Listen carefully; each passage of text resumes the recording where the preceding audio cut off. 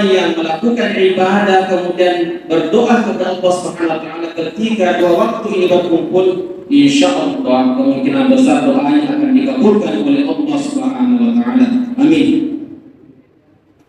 Hadirin sekalian jemaah, sebagaimana yang diamanatkan oleh panitia amal Ramadan Kawa Kecamatan Makale pada malam ini, judulnya adalah Nuzulul Quran, Al-Quran sebagai pedoman hidup. Sebenarnya judul ini masih kurang pas dengan malam ini karena biasanya momen-momen Nuzul Quran itu adalah malam ke-17 Pak ya. Tapi karena ini adalah amanat, tidak apa-apa kita peringati pada malam ini, karena suatu yang baik, suatu yang indah tidak apa-apa senantiasa diingat ya. Karena ingatan itu menjadi bentuk cinta kita. Kata Nabi, man ahabba syai'an kathura dzikruhu. Barang siapa yang mencintai sesuatu, pasti dia akan banyak-banyak mengingatnya, banyak-banyak menyebutnya.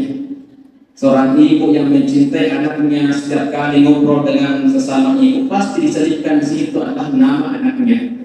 Seorang bapak yang mencintai istrinya, setiap kali ngobrol dengan sesama bapak-bapak pasti diselipkan dengan nama istrinya. Betul atau tidak, Pak? Betul. Betul, berarti cinta sekali sama istrinya. Ya, cinta ini akan menjadikan kunci kita untuk bersama nanti dalam surga. Karena Nabi mengatakan, ya, al-mar'u ma'a man ahabba. Seseorang itu akan bersama dengan orang yang dicintainya nanti di akhirat. Nah, mudah-mudahan dengan senantiasa kita memperingati nuzul Quran, mengingat Al-Quran, membaca Al-Quran sebagai tanda kecintaan kita kepada Al-Quran, dan itu akan menjadi kunci kebersamaan kita dengan Al-Quran di akhirat nanti. Amin. Hadirin sidang jemaah, salah satu yang menjadikan bulan suci Ramadan itu mulia dibandingkan dengan bulan-bulan yang lainnya adalah karena di dalamnya yaitu diturunkan Al-Quran. Di dalamnya ada yaitu satu malam Lailatul Qadar yang kemuliaannya lebih mulia dibandingkan 1000 bulan. Ya. Kenapa bisa? Karena pada malam itulah Allah menurunkan Al-Quran. Kenapa bisa? Karena hakikatnya Al-Quran itu seperti parfum. Parfum itu apapun yang disentuhnya pasti akan terpulang wanginya. Al-Quran seperti itu. Saking mulianya Al-Quran, apapun yang disentuh, yang bersentuhan dengan Al-Quran, maka dia akan ikut mulia. Ya. Al-Quran itu berasal daripada Tuhan yang Maha Mulia. Kemudian Al-Quran turun kepada makhluk yang paling mulia, yaitu Nabi Muhammad SAW, diantarkan oleh malaikat yang paling mulia.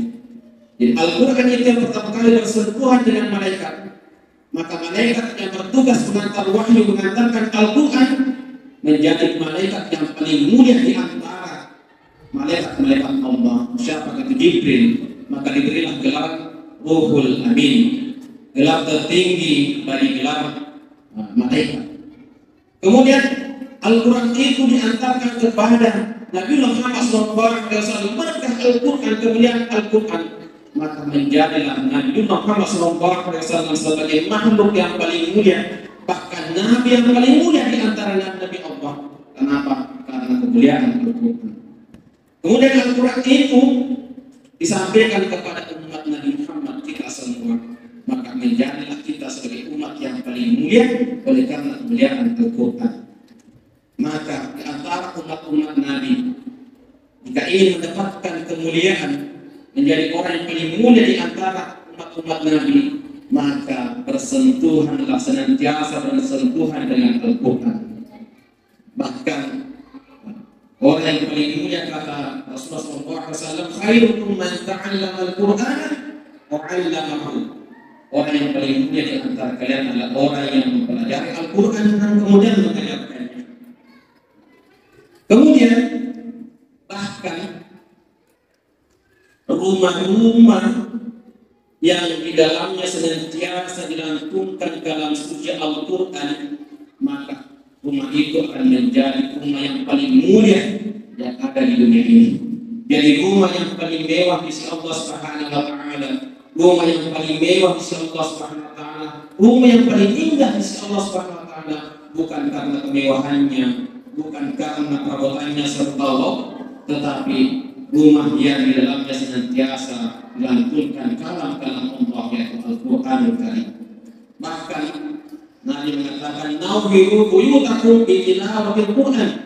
Terangilah rumahmu dengan senantiasa membaca Al-Qur'an. Ya, yang jadi penerang rumah itu bukan lampu dari Allah Subhanahu wa taala, tapi apa? Al-Qur'an.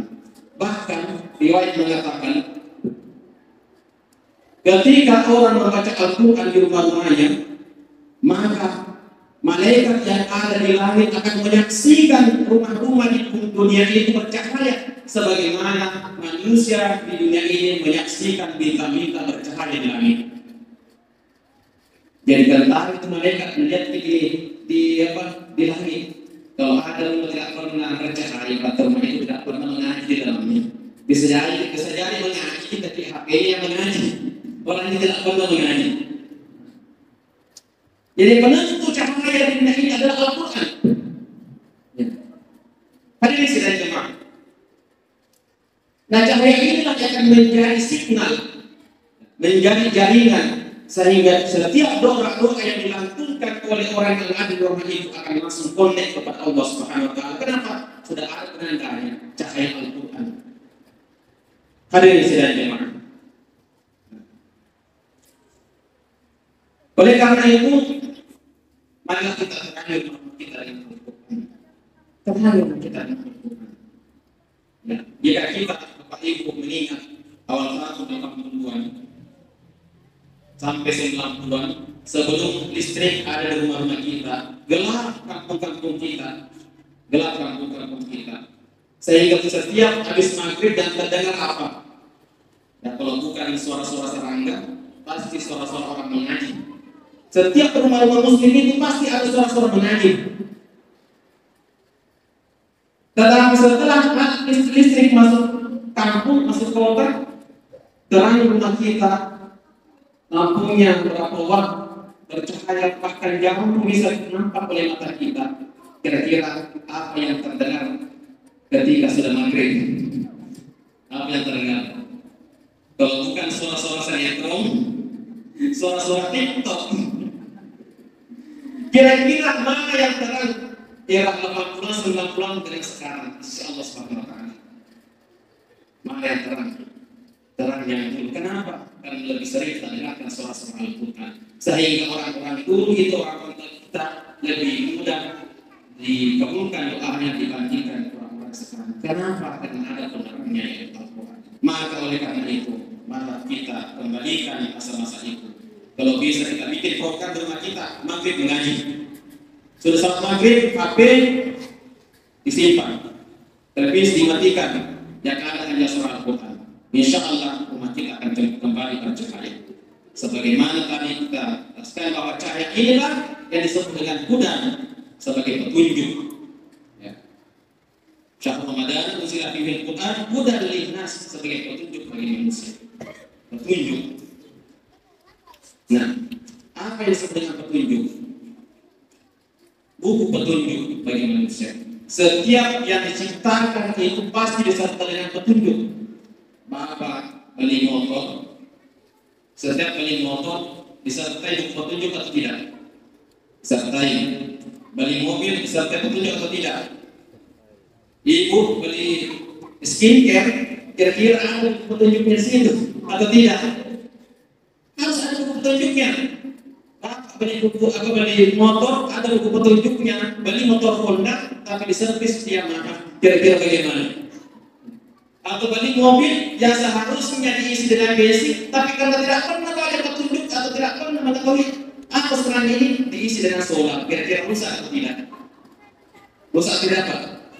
Rusak. Ibu-ibu beli skincare yang seharusnya dipakai.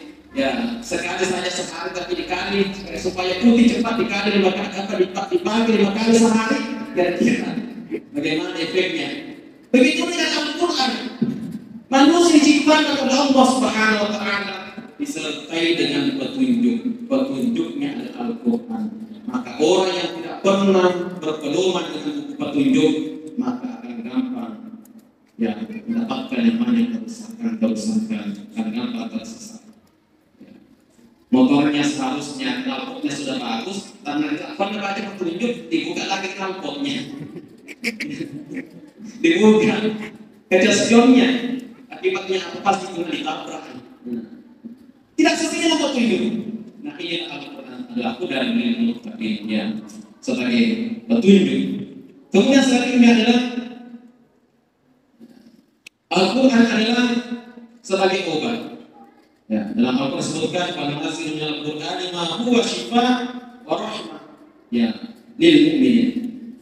Kata Allah, dan kami turunkan Al-Quran darinya ya menjadi obat syifa. Obat ini yaitu obat jasmani dan rohani.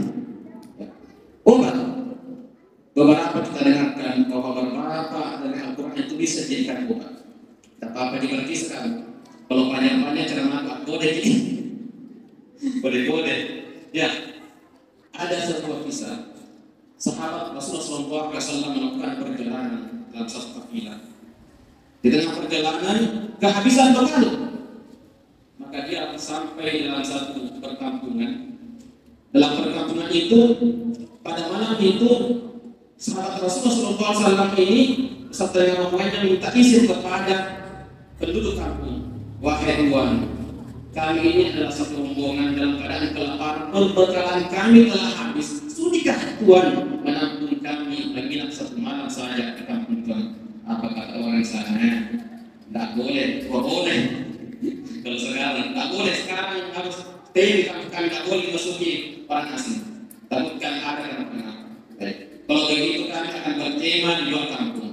Baik silakan, tapi jangan coba-coba masuk ke kampung kami. Pas pada malam itu kepala suku atau mungkin sekarang kita di sini kepala desa atau kepala lembang di situ tergigit ular yang ya beracun yang berbisa. Maka ya orang-orang di kampung sudah ada yang bisa mengobati. Bicara di situ tidak ada yang bisa mengobati. Menderita sekali ini kepala lembangnya.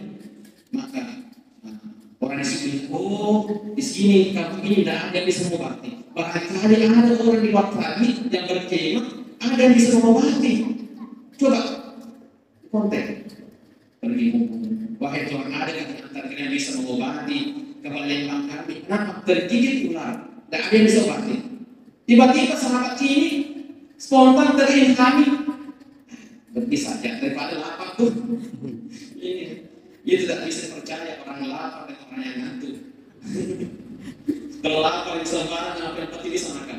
Kesempatan ini masuk di tempat itu, baik saya akan mengobati kepala lembang, asalkan dengan syarat apa? Berikan kami makanan berbekalan. Baik kali yang penting dijamin saya, insya Allah. Tiba-tiba ada bisikan suatu ilham, bacakan saja Al-Fatihah. Bacakan Al-Fatihah. Dibacakan Al-Fatihah dengan izin Allah pada malam itu. Ya, apa di kitab itu bisa diantisipasi. Kepala lembang bisa tidurnya. Berterima kasih dikasih kambing, sampai kepada Rasulullah, ya Rasulullah. Bagaimana ini? Ada yang kasih kambing, kenapa? Berkat kami bacakan Al-Quran. Apa kata Rasulullah itu? Masih ada ke kambing? Dia melapor karena sebelum tidak pernah terjadi. Al-Quran beriman kami. Bagaimana ini hukumnya? Apakah halal? Masih ada ke kalau masih ada sini juga. Nah, di sini kita mengambil pedoman pertama bahwa Al-Quran itu bisa menjadi obat. Kemudian yang kedua, Al-Quran itu bisa diberikan ibadah bagi orang yang membacakan. Orang yang membacakan saja Al-Fatihah bisa diberikan kami, lebih-lebih orang yang mengajarkan Al-Quran. Tapi sekarang banyak orang kalau persoalan ilmu dunia, matematika, 1 juta, 2 juta per bulan dibayar asalkan pintar matematika kimia. Tapi baca Al-Quran 100.000 per bulan itu Ustaz kenapa banyak sekali? Minta ya anaknya Al-Quran mah dekat Al-Quran itu misalnya Al-Quran yang kamu pakai, dia itu aja dah pakai untuk bapak aku dengan kaki itu. Banyak begitu. Nah ini penghargaan kepada Al-Quran. Sidang jemaah. Jadi ini menjadi obat. Bahkan biasa kita dengarkan bacaan yaitu naur ketika tenang dan sebagainya itu ada bacaannya kuliah bunyi bakta wassalamu alaihi wa rahmatullahi untuk mengingatkan bisa dicoba nanti tapi jangan sengaja ya. Jadi ini obat. Kemudian dia obat jiwa kita senantiasa baca Al-Quran insya Allah akan mengobati jiwa kita. Kemudian apa lagi? Al-Quran itu menjadi syafaat. Ya. Iqra'ul Qur'an fa innahu ya'ti yaumal qiyamah syafi'an li ashabihi. Kata Rasulullah, bacalah Al-Quran karena sesungguhnya Al-Quran itu akan menjadi syafaat penolong bagi orang yang membacanya nanti di akhir kiamat, yaitu penolong bagi sahabatnya. Siapakah sahabatnya Al-Quran? Sahabatnya Al-Quran adalah orang yang senantiasa berinteraksi dengan Al-Quran. Kalau istilahnya mereka sekarang bestinya Al-Quran. Apa itu besti? Besti itu tidak enak rasanya kalau tidak jumpa dalam sehari. Selalu itu kalau tidak bertemu. Ya. Ketika bertemu tenang perasaannya. Nah inilah orang yang akan mendapatkan syafaat Al-Quran nanti. Ya. Bagaimana caranya? Perbanyak membaca Al-Quran. Bagaimana cara bisa baca Al-Quran? Nah, anakku bawa Iqra 4, namanya bawa Iqra 0. Belajar. Orang yang belajar membaca Al-Quran mendapatkan dua keutamaan.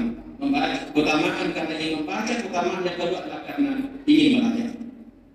Siapa tahu kita membaca belajar Al-Quran.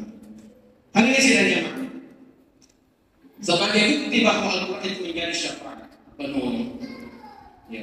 Jangankan di akhirat, bahkan di dunia saja beberapa kita dapatkan. Ini misalnya di proyek kereta api yang ada di Maros dengan Asap, ada kuburan yang seharusnya dibongkar karena terimbas dengan proyek kereta api. Kuburan itu dibongkar.